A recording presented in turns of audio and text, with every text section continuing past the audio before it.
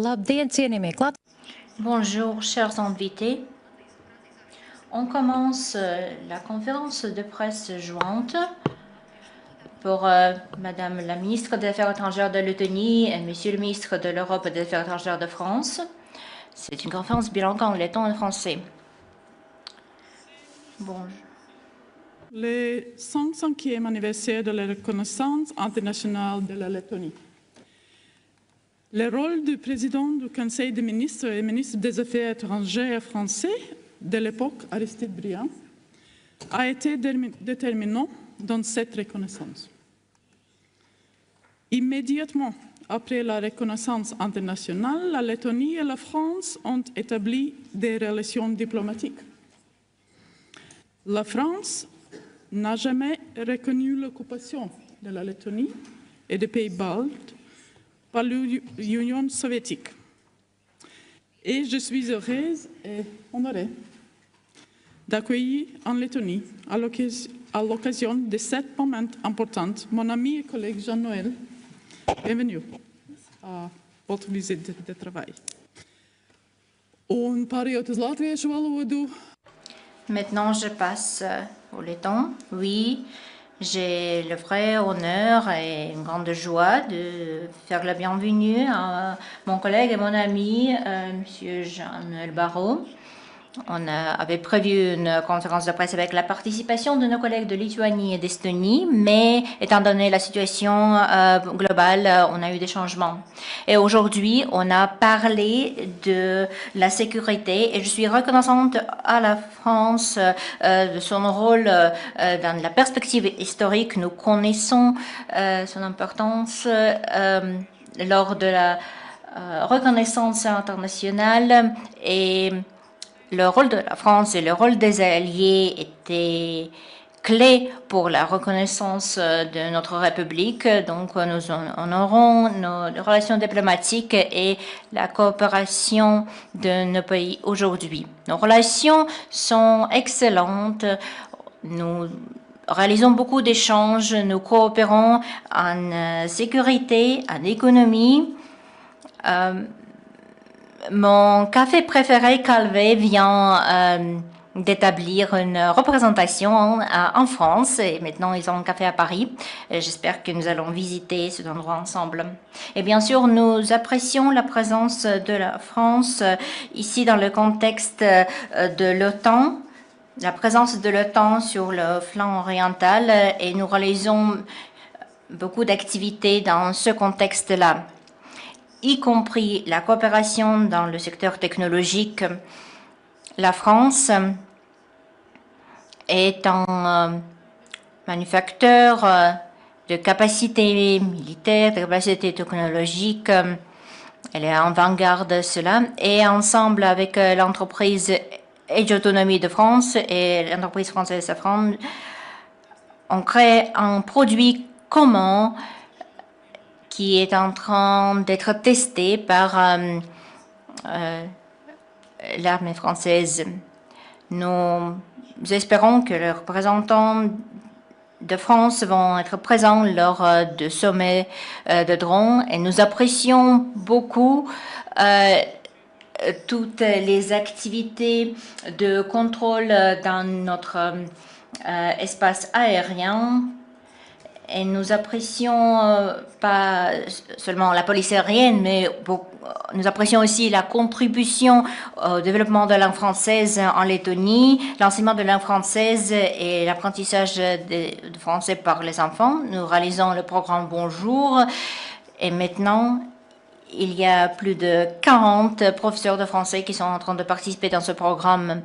On apprécie aussi notre collaboration dans le contexte du Conseil de sécurité des Nations Unies, notre appui pour l'Ukraine. Bien sûr, la France était un leader ici en créant la coalition de volontaires. Également, nous avons parlé de notre attitude et notre politique vis-à-vis de la Russie. Nous avons parlé de la nécessité de nouvelles sanctions pour avoir une paix qui dure et qui est possible pour l'Ukraine. Dans le contexte de la situation de l'Union européenne, nous avons parlé du cadre financier pluriannuel. Nous avons discuté sur les priorités françaises dans ce contexte-là. Et là, nous avons décidé de maintenir le contact sur ce thème-là. Personnellement, j'apprécie beaucoup les activités de l'entreprise Axon Cable. J'ai eu l'honneur à l'époque de faciliter leur entrée en Lettonie, et Schneider Electric continue ici leurs opérations. Donc, c'est tout un éventail des thèmes auxquels nous avons touché et nous apprécions votre visite. Merci, Madame le Ministre. Maintenant, on donne la parole à Monsieur le Ministre de l'Europe et des Affaires étrangères. Merci pour votre accueil aujourd'hui à Riga. Nous sommes à quelques jours d'une date hautement symbolique, le 105e anniversaire de la reconnaissance de la Lettonie par les puissances alliées victorieuses de la Première Guerre mondiale, dont la France. C'était le 26 janvier 1921 et cette reconnaissance, comme tu l'as rappelé, fut portée à l'époque par mon prédécesseur, Aristide Briand, fidèle à sa conception exigeante du droit et de la paix en Europe et pour l'Europe. Entre la France et la Lettonie, il y a une mémoire commune et une idée partagée, celle de l'Europe comme espace de liberté conquise et défendue. C'est la raison pour laquelle, depuis le début de la guerre d'agression lancée par la Russie contre l'Ukraine il y a bientôt 4 ans, nos échanges ont pris, cher Baiba, une tonalité nouvelle. Dans ce contexte, l'unité européenne est plus que jamais essentielle. Et c'est la raison pour laquelle j'ai débuté ma visite à Riga par un dépôt de fleurs devant le monument de la liberté. Ce n'était pas qu'un hommage aux soldats morts lors de la guerre d'indépendance de la Lettonie entre 1918 et 1920. C'était aussi un hommage aux milliers de Lettons qui, en 1987, s'y étaient rassemblés, bravant les mitraillettes et la répression pour retrouver leur liberté et l'indépendance de leur pays. Nous n'oublions pas cette quête d'indépendance, de souveraineté et de liberté. Ces combats, d'une certaine manière, ce sont les nôtres aujourd'hui. La semaine dernière, le 6 janvier, le président de la République a accueilli à Paris un sommet de la coalition des volontaires. Il a permis de cristalliser des avancées inédites et sans équivalent dans notre histoire récente.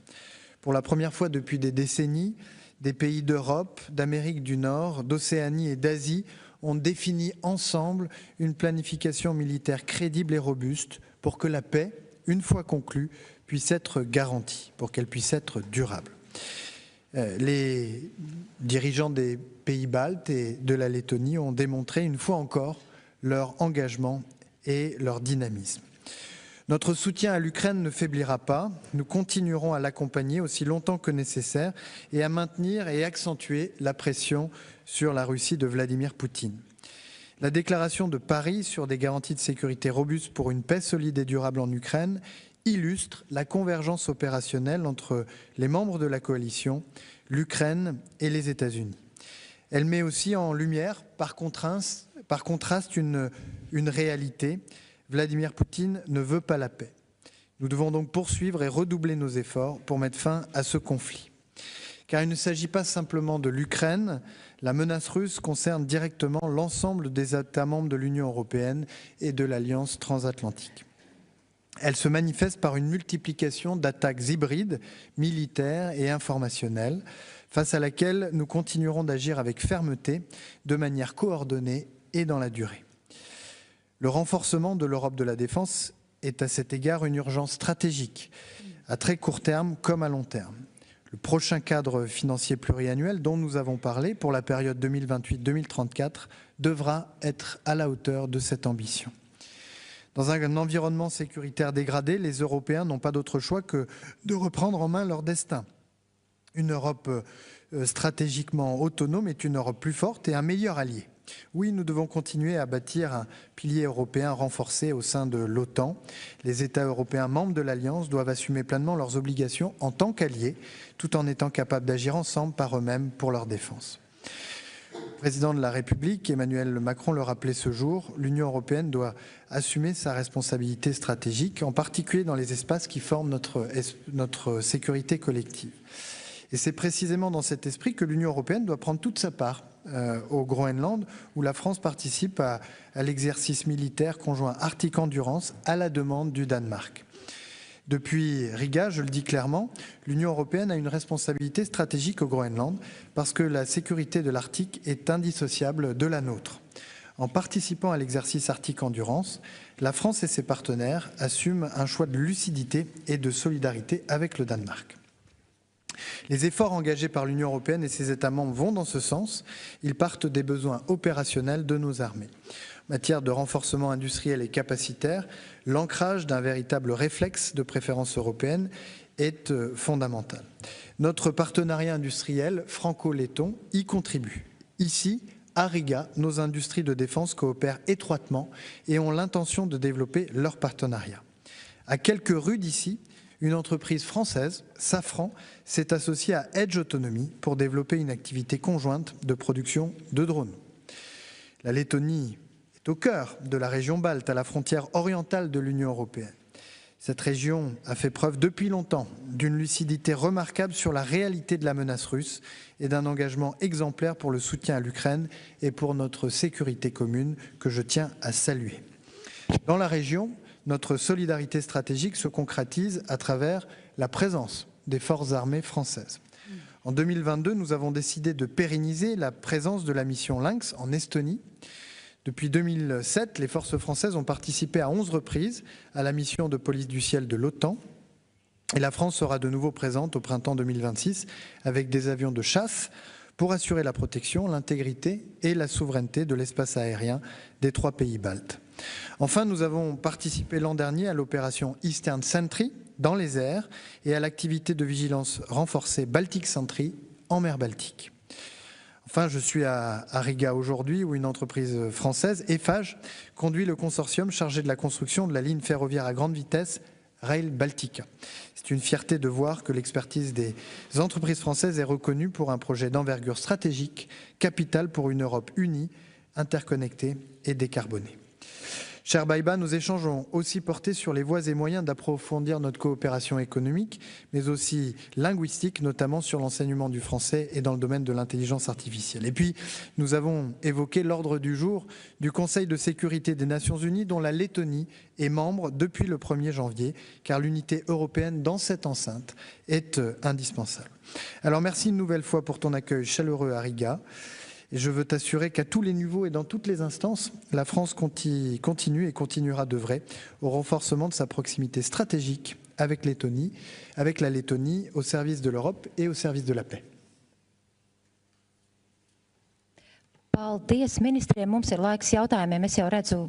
Merci, Madame et Monsieur le Ministre. Je vois Madame en jaquet rouge. Prendre ma question, Delphine Twitou de l'AFP. Je voudrais revenir sur le Groenland. La question s'adresse à vous deux. Pensez-vous qu'il y a effectivement une menace chinoise ou russe à l'égard du Groenland? Ce matin, le ministère de la Défense allemand a parlé de ces menaces dans l'Arctique. Et à ce titre, quel est le message envoyé par les Européens en participant à un exercice et à une mission de reconnaissance au Groenland?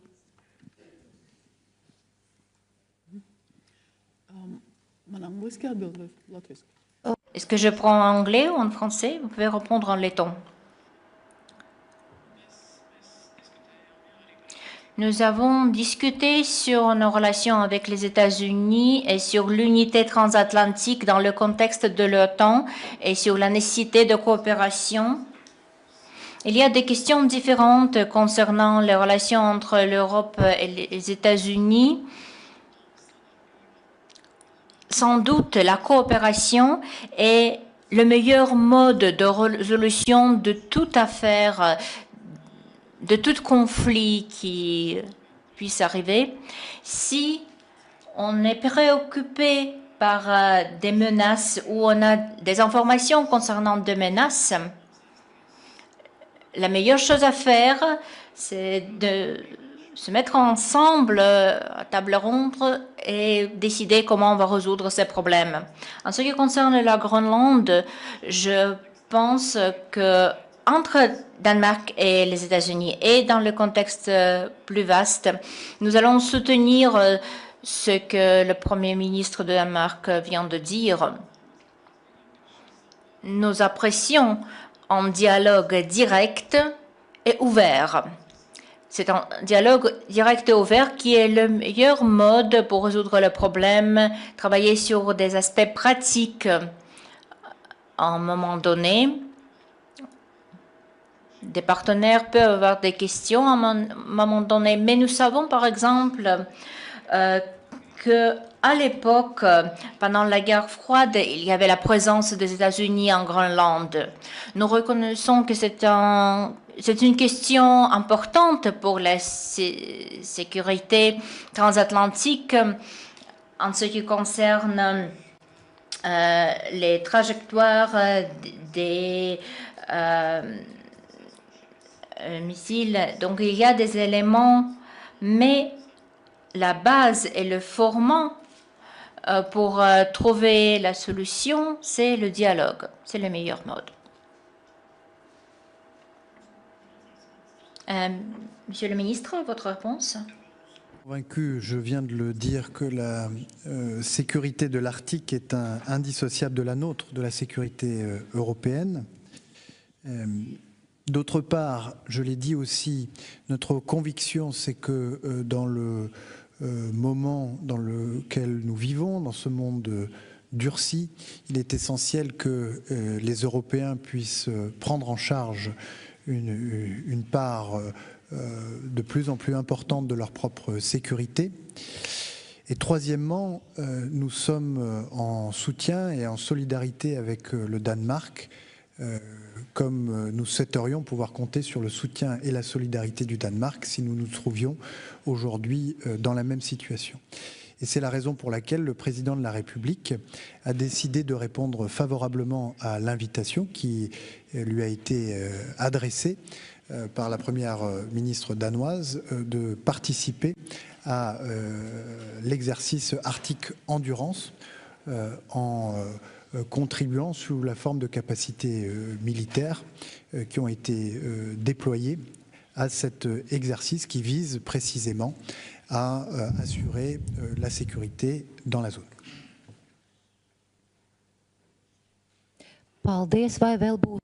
Je vous remercie. Est-ce qu'il y a d'autres questions? Vous pouvez indiquer votre média.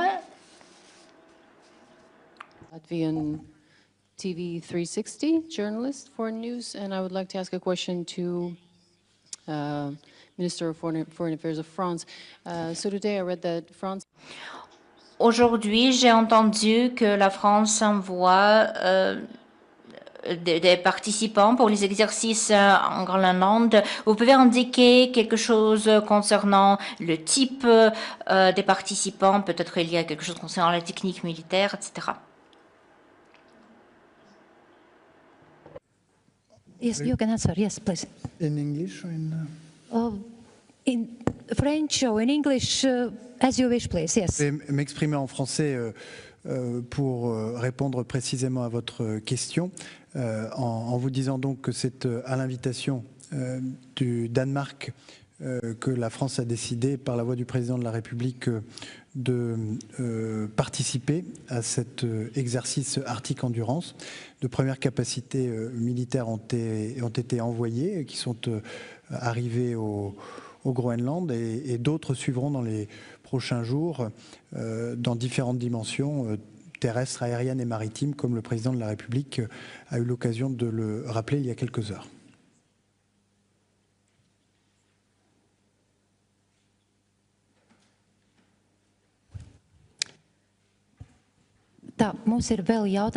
Nous avons encore des questions. Letta, bonjour. Ines Trencha, Letta et Politico. Merci.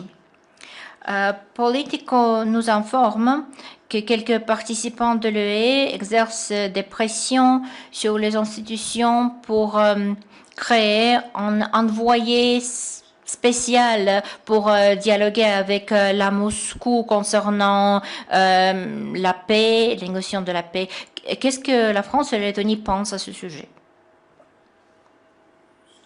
C'est qu'aujourd'hui, le principal obstacle à la paix, c'est Vladimir Poutine, qui l'a démontré une nouvelle fois la semaine dernière avec un tir de missile qui a touché la région de Lviv à quelques dizaines de kilomètres des frontières de l'Union européenne, qui a poursuivi son pilonnage méthodique des infrastructures énergétiques, ce qui a conduit le président Zelensky à déclarer un état d'urgence énergétique.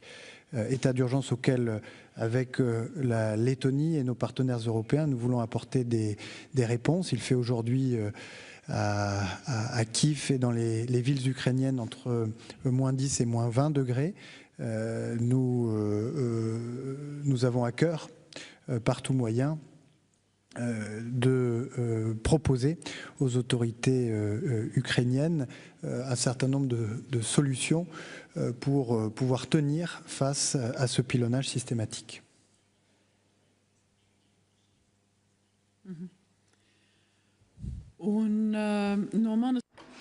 Et de ma part, je voudrais ajouter que maintenant, nous ne voyons pas aucune indication que la Russie puisse être prête à changer sa position actuelle. Elle parle qu'elle est prête à arriver au bout de ses objectifs stratégiques, ça veut dire annihilation de l'Ukraine, attaque de l'Europe, etc. Nous voyons que ces objectifs n'ont pas changé pour la Russie. Alors maintenant, c'est très difficile à dire de quoi puisse parler un tel envoyé. Alors maintenant, nous ne discutons pas sur ce sujet, ni entre nous en région baltique, ni en OTAN, mais en tout cas, il est clair que la Russie n'est pas prête à la paix. C'est toujours comme ça. Et jusqu'au moment où la Russie va changer ses actions, pas ses proclamations, mais ses actions vraiment, jusqu'au moment où elle soit prête à réaliser la paix en Ukraine, on ne va pas voir des choses à parler avec eux. À un moment donné, quand ce sera nécessaire, l'Europe et les États-Unis vont être prêts pour des conversations.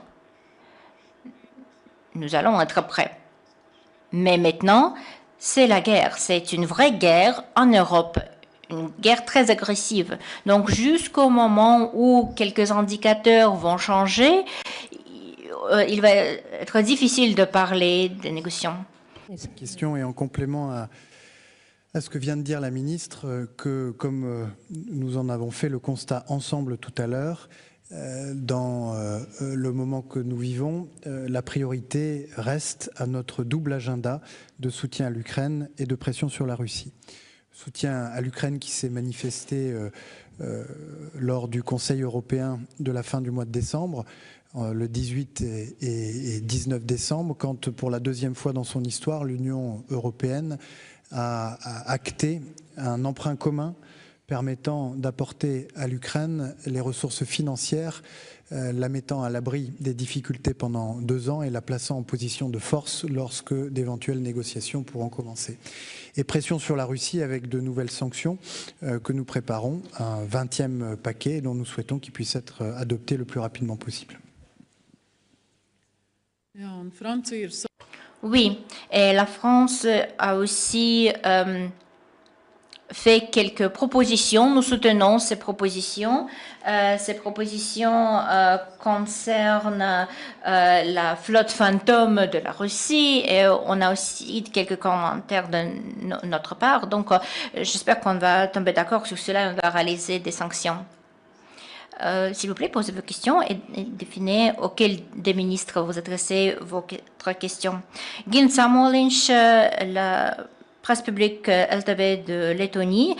Ma question est adressée aux 2 ministres. L'Europe dépend de la présence militaire des États-Unis fortement. Et Donald Trump a parlé dans le contexte de la situation en Groenland qu'à son avis, si la Russie ou si la Chine veut la Groenland, la Danemark ne peut rien faire, mais les États-Unis peuvent faire quelque chose.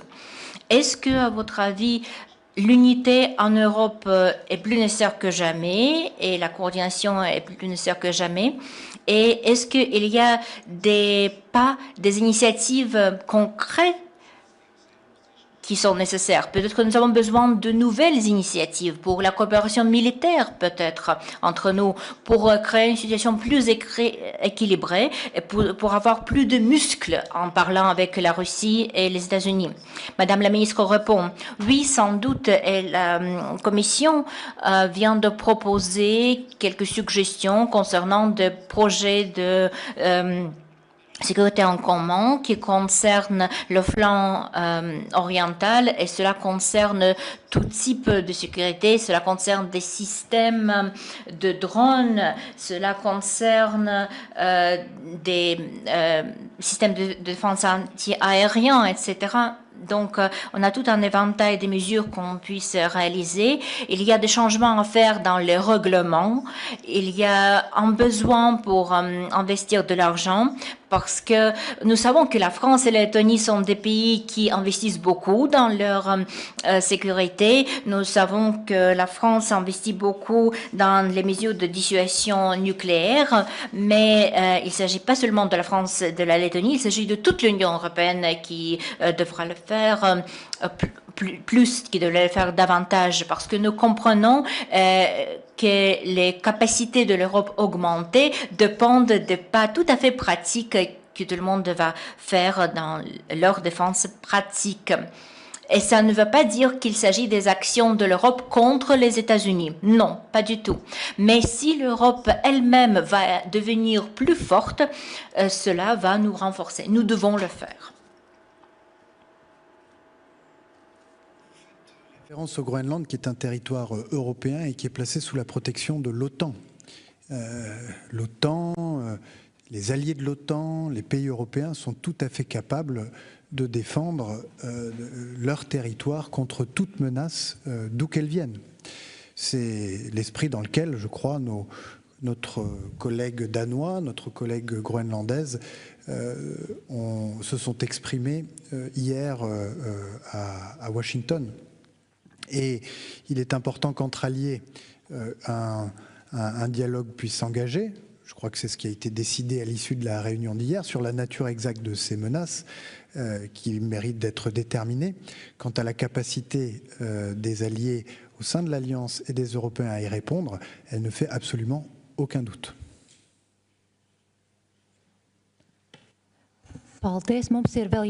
Je vous remercie. On a encore une question. Radio France Internationale. Une question sur le prochain train de sanctions contre la Russie. Vous en avez parlé. Sur quoi devraient porter ces sanctions? Et pour Madame la ministre lettonne, que voulez-vous achever? Vous êtes cette année au Conseil de sécurité. Quels sont vos objectifs? Que voulez-vous achever? Merci.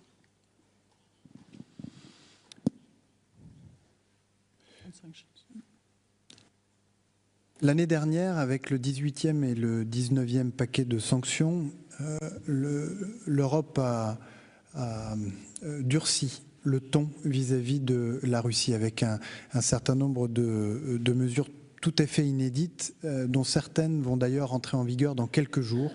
Et je pense en particulier à l'embargo sur le pétrole raffiné en provenance de pays qui importent du pétrole brut de la Russie. Quelque chose ou des décisions que l'Union européenne n'avait jamais pris par le passé. Et donc la conception de ce 20e paquet de sanctions sera, je le souhaite, aussi ambitieuse, en ciblant à la fois les revenus énergétiques de la Russie, en ciblant les institutions financières qui lui permettent de contourner les sanctions, ainsi qu'un certain nombre d'industries. Nous continuerons le travail sur la flotte fantôme, mais nous avons décidé de ne plus attendre les paquets de sanctions successifs pour y intégrer des désignations de navires, puisque désormais ces désignations sont faites au fil de l'eau, dans un dialogue étroit avec nos partenaires, et notamment britanniques et américains. Et puis au-delà des désignations de navires de cette flotte fantôme utilisée par la Russie pour contourner les sanctions, je veux rappeler les opérations qui ont été conduites en mobilisant des moyens militaires, par la France notamment, pour arraisonner ces navires. Je pense à l'opération qui s'est conduite au large de Madère il y a peu, et du renforcement de la coordination entre les alliés, notamment dans la mer Baltique, pour entraver la circulation de ces navires.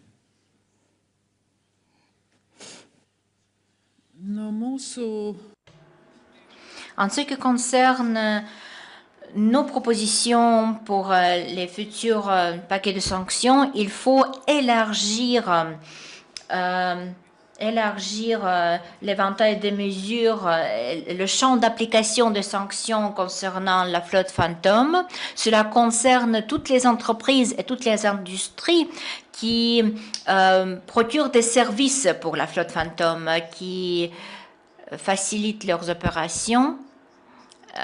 Et cela pourrait diminuer les menaces de la Russie, cela va diminuer leur capacité de mener la guerre et cela va diminuer leurs revenus. Donc cela va impacter la situation. Et deuxièmement, on a le bloc financier. Là, les mesures touchent aux entreprises financières qui n'ont pas été soumises aux sanctions, mais qui offrent leurs services au secteur lié aux activités militaires. Il s'agit de l'infrastructure financière traditionnelle et de l'infrastructure crypto. Donc, parce que les modalités crypto sont aussi utilisées pour éviter les sanctions. On va aussi inclure des personnalités, pas justement les citoyens de la Russie, mais aussi des citoyens des pays tiers qui sont impliqués. Donc il y a toute une multitude de propositions suggérées par des pays différents et on va évaluer toutes ces propositions pour gérer le paquet des sanctions. Merci au ministre pour ces réponses exhaustives. Nous avons dépassé notre temps, donc c'est tout pour la conférence de presse. Merci beaucoup à mon collègue Jean-Noël pour sa visite. Cette visite a été très pratique, mais aussi très symbolique lors de notre anniversaire très important. Et bien sûr, c'est juste le 15 janvier, mais on a fait temps. Donc, j'espère que nous allons vous passer beaucoup d'actualités.